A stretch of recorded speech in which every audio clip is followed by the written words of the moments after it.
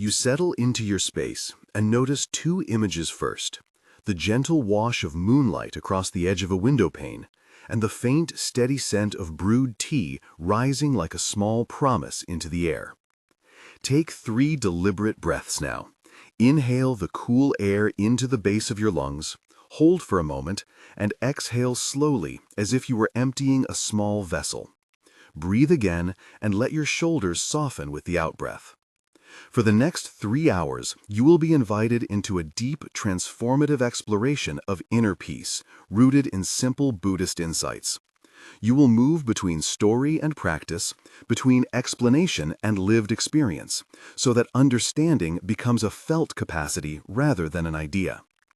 Imagine you open your eyes in a quiet retreat center called Riverlight Hermitage, a low building beside a slow river whose surface mirrors pale stars. The air carries the sweetness of boiled barley tea and the clean green of crushed leaves from the kitchen garden. Nearby, a wooden bell has left a faint metallic aftertone that seems to tune your entire body to a slower rhythm. Today, a senior monk named Tenzin has asked to sit with you and to share a practice that opened his life in unexpected ways. He greets you with a small nod and a soft question that will guide us through the evening. Why does suffering visit us, and how can we meet it so that it no longer tightens the chest? This will not be a lecture, but a sequence of invitations to notice, to breathe, and to act with attention. You will move through guided breathing, simple mindful actions, and stories that reveal karma, dependent origination, and impermanence as practical lenses. Now rise slightly in your awareness. Shift your weight, make the movement of opening a door in your mind, and step into the room where the story begins. In the communal hall, the light comes through paper screens, and dust motes drift like tiny constellations. You see a low table with a steaming pot and a row of cushions worn smooth by years of sitting. Tomas, the gardener, is tending a pot of small herbs on the windowsill. His hands are soil-stained and cool. May from the kitchen hums a tune as she wipes a bowl. The sound is like a thread that pulls the scene together. You hear Leela, the neighbor, arriving with a basket of pears, and you notice the small scrape on wood. The guide, Tenzin, moves with calm attention and offers you a cushion beside him. Asha, a novice, sits quietly at the far end, and occasionally she looks up with a question already forming. The hall smells of tea, wood smoke, and lotus oil. And under all of that, a faint river smell that soothes the throat. The first dialogue grows slowly, with many small exchanges to create a texture of presence. You say, "I have come because I am tired of," feeling pulled by every small thing, and something in me wants steadier ground. Tenzin replies, "Tell me where you notice the pull most often. Is it in your chest, behind your eyes, or in the places you move from?" You answer, "It lives in my chest, and sometimes in my jaw when I try to sleep." Tenzin asks, "How long have you carried this habit of bracing?" You say, "Since I can remember. Since my mother was anxious, I learned to hold my breath." Tenzin nods and smiles softly and says, "That gives us a place to begin. We will learn to come back to breath and to observe the pattern, not to blame it." You ask, "How does observing help if the feeling is so strong?" Tenzin answers, "Observing creates distance, which is not indifference, but freedom to respond rather than react." Asha leans forward and asks, "Can small practices really change what feels like a lifelong pattern?" Tenzin looks at her and says, "They plant new seeds in soil already present. Sometimes the change is a small green shoot, other times a root that grows unseen for months." Tomas adds, "The garden teaches that weather and seed and soil all matter, and our tending matters too." Mi laughs softly and says, "Even a cracked teacup can be useful. It holds heat well if you mind it." This first scene is rich in sensory detail and introduces the cast of characters, so their voices can later illustrate the teaching. The theoretical thread begins as Tenzin speaks about impermanence, using a river image. The river never holds the same water twice, yet it continues to be river. This is impermanence, not as loss, but as motion. He places a smooth pebble in the shallow water and watches concentric ripples spread. He explains simply that impermanence, or anicca, means that all phenomena rise and fall, arising from conditions and ceasing when conditions change. He uses the metaphor of a seed and soil and sunlight to talk about karma, not as reward or punishment, but as cause and effect, a natural sequence of conditions that shape outcomes. He invites you to consider a morning choice, to rush or to prepare tea with attention, and shows how that small choice creates a series of conditions that ripple through a day. Throughout this explanation, your senses are guided to notice small things: the warmth of the pebble against your palm, the sound of water, the bitter sweetness at the back of your tongue when you taste a single sip. The first guided practice follows, and it is simple, step by step. Sit comfortably, feet grounded or folded, hands resting. Close your eyes softly and bring attention to the inhalation. Notice the path of the air as it cools your nostrils, then warms the belly. Breathe in for a natural count. Note the feeling at the abdomen. Exhale, letting the belly soften. Continue for 5 minutes, counting the breath if the mind wanders. Note the distraction with a soft label, thinking, and return to breath without judgment. After a pause, Tenzin invites you to widen your attention to sounds around the room. Notice the dishwasher far away, the rasp of a broom, the distant river, and let them be part of the practice. A short dialogue continues during the practice to keep the interpersonal texture alive. You murmur, "It is hard to stay with one thing." Tenzin replies, "That is the practice, returning again and again. It is how attention becomes a skill."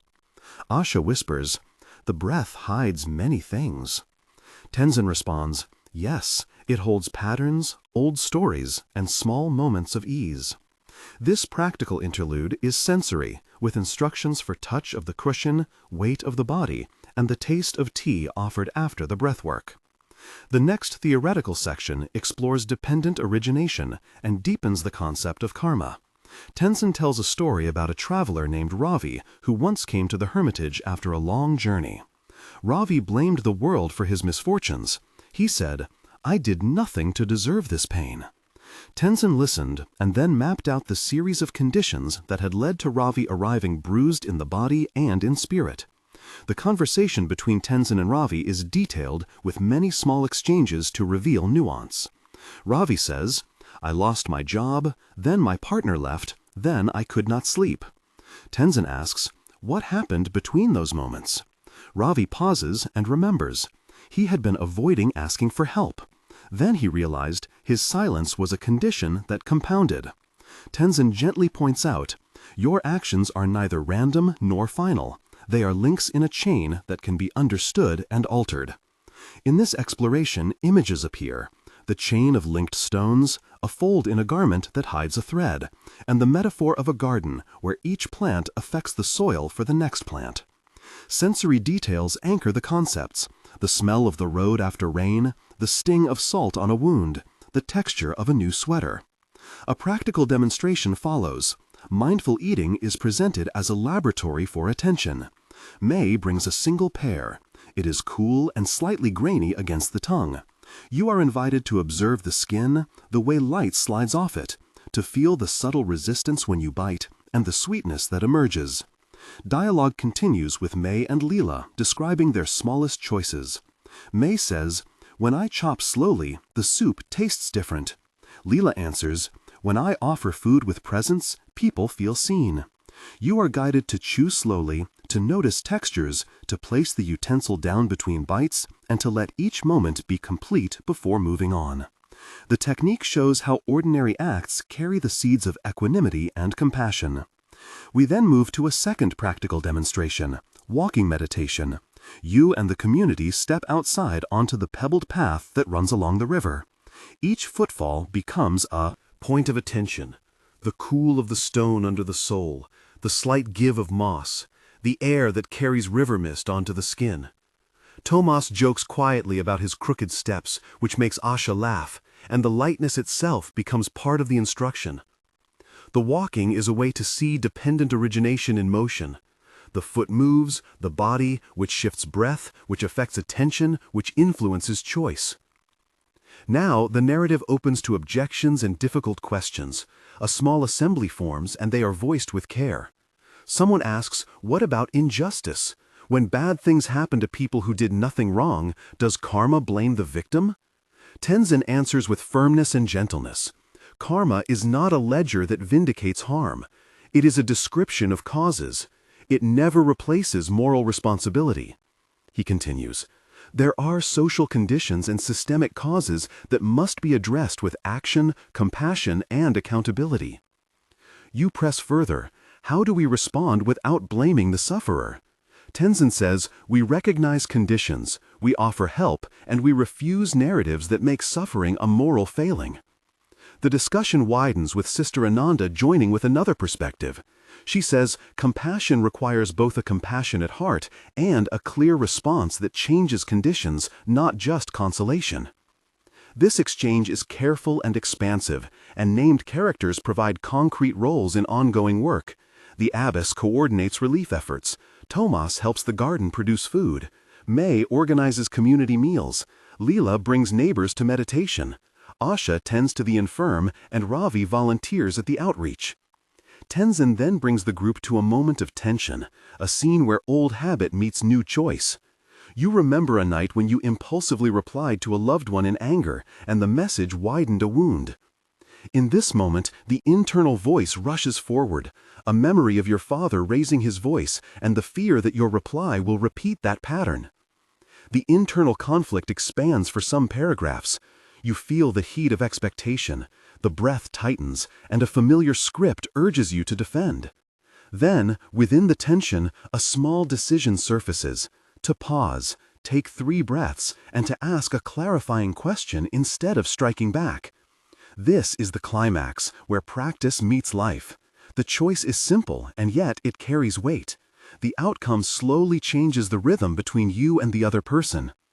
The scene unfolds in detail. The throat constricts, memories appear, images of your childhood house with a television always on, voices overlapping. The decision to not respond immediately becomes a ripple that softens the next exchange. The moment of insight is described fully, sensory and emotional, so you can rehearse the move later. After this turning point, the guide invites a longer sitting practice, focusing on equanimity, noticing arising emotions without pushing away the difficult feeling, and noticing the softer moments that accompany disacceptance. Multiple small dialogues intersperse, offering questions like, how do you hold anger without suppressing it? And answers that detail posture and phrases to use in conversation. Roughly a third into the experience, after you have practiced mindful eating, walking, and seated awareness, there is a gentle invitation to connect in the comments. If this story touched you, please share a moment that once felt incomprehensible but later revealed meaning. Begin your comment with, "My moment was," and tell us in a sentence or two how that insight changed your way of acting. Sharing helps others see they are not alone, and the most resonant stories may inspire future episodes. Now return with attention to the deeper teaching about equanimity, not as cold detachment, but as an evenness of mind that allows compassion to be effective. You are given tools, simple phrases to use in the heat of a moment, a brief breath count, an inner naming of the sensation, and a small action like placing your hand over your heart. Throughout, we weave in vocabulary to root the practice in tradition and clarity. We mention Buddha as the one who pointed toward these methods, karma as causal sequence, impermanence as constant flow, attention as a cultivated capacity, dependent origination as the map of conditions, samsara as habitual wandering, and awakening as the gradual loosening of tightness. The backstories of 2 protagonists are woven now to deepen the emotional landscape. Tenzin's history unfolds first. He was a boy from a farming valley drawn to meditation after a storm took 2 seasons of harvest and his family struggled. He once held the responsibility of a household in his hands and learned to attend to soil cycles. In youth, he traveled to a monastery to learn to read ancient texts. Yet his earliest lessons were in the kitchen and garden. The elder monks taught him that compassion must be embodied through daily chores. He remembers a winter when a neighbor fell ill and there was no courier to fetch medicine, so he walked 3 nights through wind to bring help. That night taught him about the fragility of conditions and the power of steady presence. His formation was practical and patient, and his loss was the quiet departure of his sister, who preferred a city life. Her leaving became a question about attachment. He sat with grief until it became a teacher, and now his daily practice is a simple 10-minute sitting in the morning and a bowl of tea shared with any passerby. Your backstory is offered in 3 short sections in second person so that it resonates as lived material. You grew up in a household where silence was the currency of safety, and small acts of care were the lingua franca of love. As a child, you learned to make yourself small to avoid conflict, and you internalized a constant readiness to respond to others' needs, which became exhausting.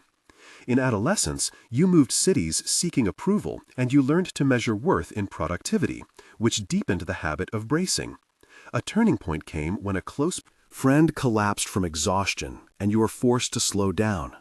The slowdown cracked open a space where you began to notice breath and small kindnesses, and the idea of practice moved from exotic to essential. These backstories connect to the present. The conditions that shaped habits are visible and thus changeable. The teaching returns to practice with a focus on ethical response, how to act when compassion requires boundaries, how to offer help while preserving integrity. Several short dialogues illustrate phrases you can use. I can sit with you for a moment if that helps. I want to understand what would be helpful for you right now. I cannot do that, but I can help find someone who can. The tone balances warmth and clarity. The final group practice is a 3-stage guided sequence: breath, noticing, intention, action, where you anchor the intention of compassionate presence in the body, and then imagine small concrete acts you can take tomorrow, called micro-practices, such as a 2-minute listening, offering a cup of tea, harvesting a few herbs for a neighbor, or pausing before answering an email. The climax that followed earlier is revisited, and you're asked to rehearse the new response mentally and then vow to try it once in the coming week. The conclusion gathers the central threads with a warm, concise recap. You practiced breath, you explored dependent origination, you tasted mindfulness in eating and walking, and you rehearsed compassionate response. The immediate application is simple. Tomorrow, before you speak, take 3 conscious breaths and ask, what conditions are present here? If you do this for a month, you will notice a subtle reordering of habitual reactions. If you maintain these micro-practices, the ground of your days will change, and your capacity for equanimity and compassion will grow. For those who have been moved by the evening, please subscribe to follow this series of guided practices and reflections. We publish meditations and teachings that bridge classical texts and everyday life, and your subscription supports a community of gentle practice. Now the epilogues unfold in detail, so you can imagine a timeline of change. 1 month later, you find a new habit forming. The simple breath pause becomes a default when something trips you up. You notice the pause between stimulus and response on average 3 times a day. And in those pauses, you test different responses. Sometimes you speak more kindly. Sometimes you step away for 5 minutes before returning to the conversation. You have not eradicated discomfort, but your reactivity has measurable decline. You notice fewer sharp words and a quieter stomach in stressful moments. You set up a small ritual of brewing a cup of tea after tense conversations and offering that cup to someone near you as a way to practice repair. The local community notices the shift, and a neighbor thanks you by name for listening. It feels small and enormous at once. 3 months later, the practice ripples. Outward, you are leading a small weekly gathering where May helps prepare tea and Tomas brings herbs. The group numbers 12, and they collect food for a neighborhood pantry. The practice of attention has become collective action. You have begun a short course for younger volunteers on mindful communication, and you keep a handwritten list of micro-practices pinned by your door. The list includes simple items like breathe, notice 1 emotion, offer 1 act of help, and each day you check 2 boxes. 6 months later, the changes are concrete and visible in measurable ways. Your interactions at work have fewer escalations, and a colleague asks to learn the tools you use. You design a 30-minute module for staff that reduces conflict metrics by a noticeable margin. And your family reports more ease in communication. Your sister calls more often, and when you both argue, you both remember to take the 3 breaths you taught yourself. The community garden has yielded more produce because volunteers tend plots with presence, and the pantry now serves an average of 40 families a week. A small local teacher has adopted mindful eating exercises in her classroom for students who struggle with concentration, and the ripple of practice continues outward. The moral is simple and practical. Attention matters. Attention is not passive. It is an active form of care. It shapes conditions and it cultivates the soil in which compassion can grow. Before we close, one final set of practical instructions, a short routine to take into bedtime. Place your hand over your heart. Breathe 3 times and say silently, "May I be at ease." As you imagine a single image tonight, a river with moonlight on its back, let that image hold you as you drift. Remember the phrase, "Everything arises from conditions," and your attention shapes those conditions. If you would like to share your experience, please begin a comment with "My moment was," and tell us in one line what shifted for you. Thank you for your presence and for the small acts you will take tomorrow. May the practice be steady and may compassion guide your steps.